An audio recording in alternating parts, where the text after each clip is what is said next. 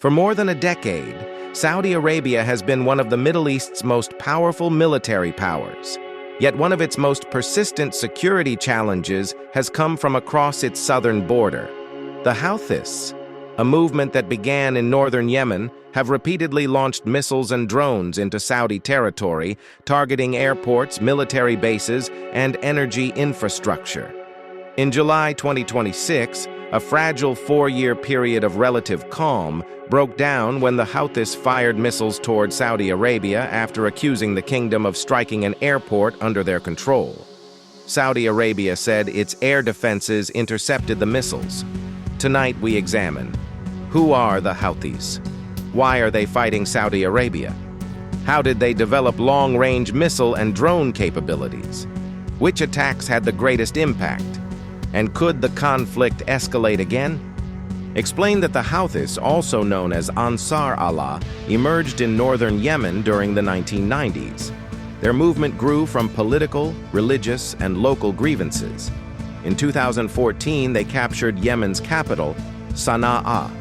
Saudi Arabia and several regional allies intervened militarily in 2015 to support Yemen's internationally recognized government.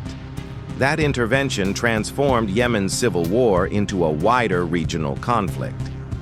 Operation Decisive Storm, in 2015, Saudi-led coalition objectives: air campaign, ground fighting, humanitarian consequences. Over the years, neither side achieved a decisive military victory. The conflict settled into a prolonged war marked by cross-border attacks, airstrikes, and intermittent negotiations. Describe the evolution of Houthi capabilities: mortars, rockets, ballistic missiles, cruise missiles, long-range drones, Abha Airport, Najran, Jazan, Riyadh, oil facilities, military bases. Saudi Arabia invested heavily in missile defense systems that intercepted many incoming projectiles, although some attacks caused damage. Cross-border missile attacks beginning in 2015, repeated strikes on airports and southern Saudi cities, attacks on energy infrastructure, drone campaigns during 2021-2022 discuss how these attacks affected aviation, energy markets, and regional security.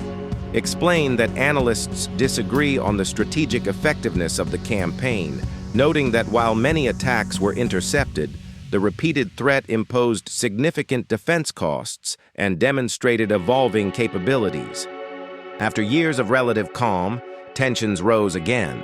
According to Reuters and other outlets, the Houthis launched missiles toward Saudi Arabia after accusing Saudi forces of bombing an airport under Houthi control. Saudi Arabia reported intercepting the missiles. Houthi leader Abdul Malik al-Houthi later warned that Saudi airports, ports, and oil facilities could again become targets if hostilities intensified.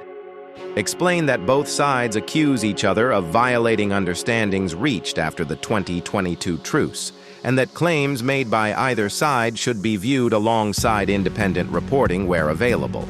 A return to negotiations, renewed cross-border attacks, greater disruption to Red Sea shipping, broader regional escalation involving Iran and other actors.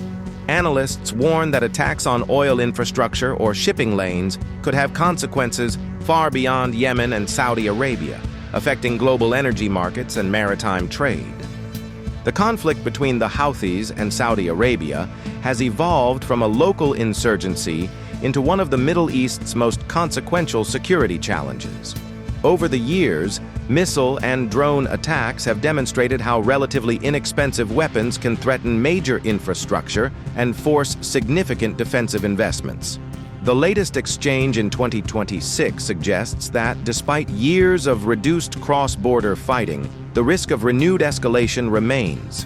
Whether the parties return to negotiations or the conflict expands will depend on political decisions as much as military capabilities. The war in Yemen has reshaped regional security for more than a decade. Its next chapter could influence not only Saudi Arabia and Yemen, but also global trade, energy markets, and the wider Middle East.